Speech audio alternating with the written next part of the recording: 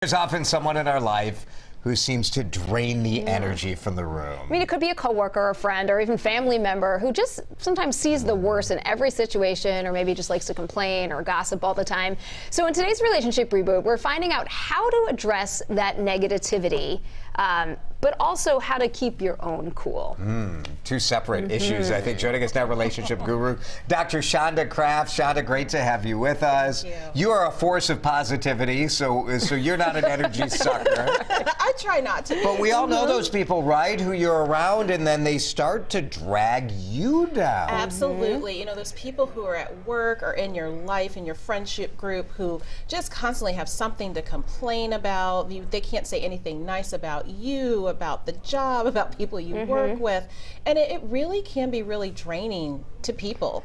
And to the workplace in general as well. If you have one person that's, and even just one person is kind of all it takes sometimes. Yes, it can really create a toxic environment when you constantly have one person on your team or in your workplace that just brings down the morale of the whole entire group. And people don't always intend to be doing it even. When I was fairly new here at CCO, there was a manager who called me in, and I was just a kid reporter. I didn't think anyone was paying attention to me. But he was like, you know, you're really sarcastic at work, and I think other people are looking to you as a barometer. And it was a real wake-up call, because he was right, and I've kind of changed the way I interact with people at work. Right, yeah. I wasn't meaning to be an energy suck, but I was. Yes, and sometimes people don't really know that they're doing it. It's not always really intentional, or they may not actually be willing to do like you did and take responsibility for your actions either. So that can also be frustrating if somebody either can't see or won't see how they're impacting others around them. So,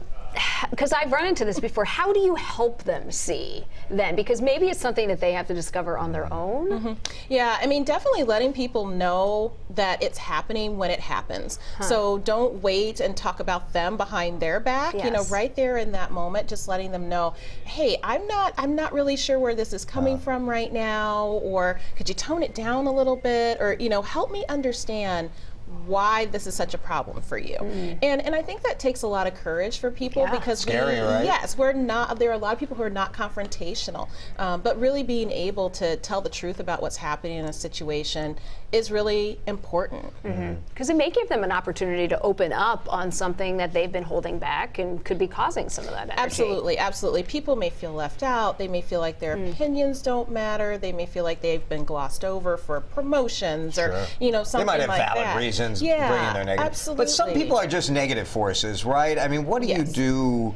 What do you do with that? Well, you know, in my life personally, I will sometimes ask people, will you tell me what you think first? I'll give them a chance to speak first and kind of understand what it is that's on their mind. Or if I see that somebody seems to be held back, I will ask them to, you know, kind of be invited into the conversation.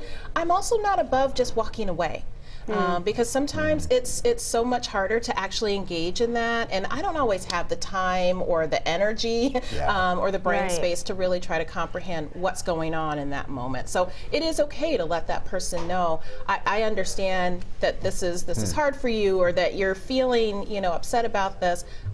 Can we find another time to talk about it? And then when that next time comes, it's interesting you say try and include them in the decision-making process. Because that can get them feeling, okay, well now maybe this is reason for me to be a little more positive. Right, and you know, this can happen with friendships too. I mean, maybe you always have that friend who complains about every movie you see, every restaurant you go to, you know, so ask them, you know, okay, so the next time we go out, what would you like to do? Or how would you like to spend You are your time? very nice. At a certain point, though, like, you gotta eliminate the takers. Absolutely. Like, your life, it's not a pleasant way to live. Absolutely, and letting somebody know that that's part of the reason. Rather than just ghosting them, just having them understand if you can. Shonda, thank you. Yes, thank you.